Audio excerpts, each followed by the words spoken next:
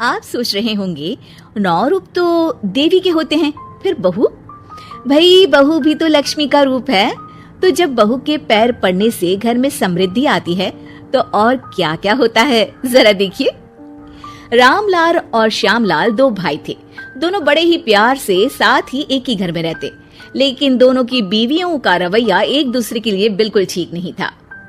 एक दिन रामलाल की बीवी कहती है, अरे रमा, ये क्या कर दिया? सारा कचरा पूरे घर में फैला दिया। माफ करना दीदी, मैंने रखा तो एक ही जगह था, लेकिन हवा इतनी तेज चली कि उड़ गया।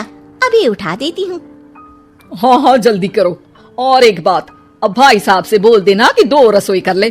पता तो है मेरा बेटा सोहन बड़ा हो गया है, अब लड़की वाले भी आने लगे हैं, तो उसकी शादी हो ही जाएगी इस साल।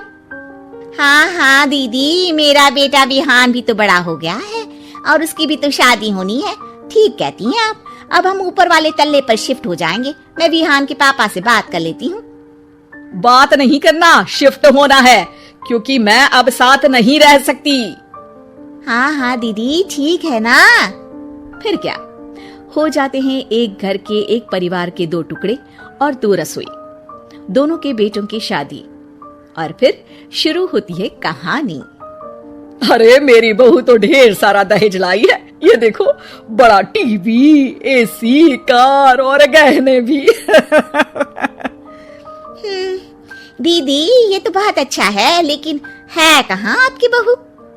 अब वो सो रही है, थोड़ी रिजर्व टाइप की है ना, अपने ही कमरे में रहती है और ज्यादा बात भी नहीं करती।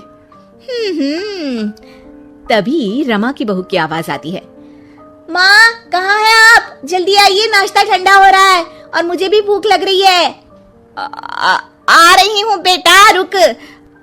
दीदी चलूं क्या? ये लड़की मेरे साथ ही बैठकर खाती है, वैसे भी भूख लगाई है।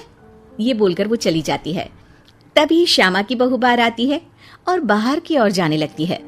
अरे बहू, कहीं जा रही हो क्या? क्या है माँ जी, बिना बात के ठोका मत करो। जा रही हूँ मैं। वैसे भी मेरे पापा ने कार घर में रखने को तो नहीं दी है ना। अरे नहीं नहीं बेटा, बिल्कुल बिल्कुल, घूमो घूमो। मैं तो कहती हूँ मुझे भी साथ लेकर जाया करो, साथ ही घुमा करेंगे। अरे नहीं नहीं, मैं आपके साथ बिल्कुल भी कंफर्टेबल नहीं हूँ। वैसे भी मैं शॉपिंग में जा रही हूँ, कहाँ आपको टांगती फिरूंगी। ये बोलकर श्यामा की बहू निकल जाती है। तभी उसके कान में ऊपर वाले तल्ले से हंसने की आवाज आती है। और ये कौन इतनी जोर जोर से हंस रहा है? ऊपर जाती है, जहाँ वो देखती है कि रमा और उसकी बहू साथ बैठकर बातें कर रही होती हैं। फिर तो मम्मी जी इतना मजा आया कि मैं क्या बताऊं। हाँ हाँ बहू, सुनने में ही हंसी नहीं रुक रही। तू तो वहाँ मौजूद थी। तभी दोनों की नजर श्यामा पर पड़ती है। अरे ताई जी आइए ना, आइए। वो उनके पैर छूती है और फिर चाय बनाकर लाती है। श्यामा अकड़कर कहती है, अरे नहीं नहीं, मैं चाय वाय नहीं पीती, बस हंसने की आवाज आ रही थी तो सोचा बता दूं कि टीवी की आवाज धीमी कर लो। अरे टीवी वो देखो दीदी, धूल खा रहा है, वक्त ही नहीं मिलता देखने का। बहू के साथ वक्त कैसे बीत जाता है, इसकी बातें और किस्से कहानी किसी सीरियल से कम नहीं होते। श्यामा को खुशहाल रमा को देखकर जलन होती है। हाँ हाँ, मैं तो तंग आ जाती हूँ इतनी सारी बातें करके, मुझे तो सुकून पसंद है। ये कहकर श्यामा चली जाती है। अगले दिन रमा अपनी बहू के साथ घर से जा रही होती है कि तभी दरवाजे में श्यामा उन्हें टोकती है। अरे कहाँ जा रही हो दोनों?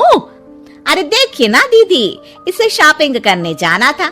मैंने कहा अकेली चली जा, तो कहने लगी मम्मी जी आप घर में अकेले बोर हो जाओगे ना, आप भी चलो हमारे साथ। अरे अब इस उम्र में तू कहाँ घूमेगी? अब देखते हैं दीदी, जहाँ ये लड़की घुमा दे। मेरी बहू भी कल गई थी कार चलाकर। हाँ।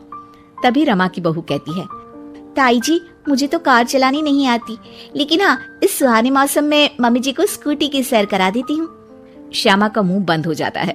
वो अपने कमरे में चली जाती है, जहाँ उसकी बहू बैठकर अकेली टीवी देख रही होती है। बहू तू भी कुछ बातें किया करना, मैं अकेले अकेले बोर हो जाती हूँ। तो क्या मैं यहाँ आपको एंटरटेन करने आई हूँ? देखिए मम्मी जी, मैं तो सिर्फ ये कहना चाहती हूँ कि ये टीवी मेरे पापा ने दी थी, तो ये टीवी कल तक मेरे कमरे में लग जानी चाहिए, समझिए आप। ये बोलकर वो वहां से चली जाती है। श्यामा सोच लेती है कि वो अब ये सारी बातें अपने बेटे को बताएगी। शाम को उसका बेटा जब घर आता है, अरे देख बेटा, तेरी बीवी सारा दिन अपने कमरे में रहती है, न बात करती है न चित। मैं बूढ़ी सारा दिन भूत की तरह अकेली घूमती रहती हूँ घर में। अरे माँ, मैं क्या बोलूं? मैंने कई बार उसे बोला कि सबके साथ उठा बैठा करो, हंसा बोला करो और मिलकर रहो, लेकिन वो कहती है कि उसका मन ही नहीं करता। अरे क्यों मन नहीं करता है? ऐसा क्या हो गया? माँ, तुझे याद है उसके पिता ने कार देने से मना कर दिया था। कहा था कि उनके पास पैसे नहीं है, साथ ही तेरे सामने हाथ भी जोड़ा था, लेकिन कैसे तूने उसके पिता के साथ बुरा व्यवहार किया था। उन्हें कहा था कि पैसे नहीं है तो किसी भिखारी से शादी कर दो अपनी बेटी की। हाँ बेटा, तभी तो आज दरवाजे पर इतनी लंबी कार खड़ी है। बस माँ, तो अब तू उस कार से ही बात कर और उससे मन लगा, क्योंकि पिता के आंखों का आंसू आपकी बहू के दिल तक उतर चुका है और आपकी इज्जत उसकी नजर में। अब श्यामा को समझ आता है कि कुछ निर्जीव चीजों से घर भरने से अच्छा है कि सजीव चीजों से जिंदगी भरी जाए।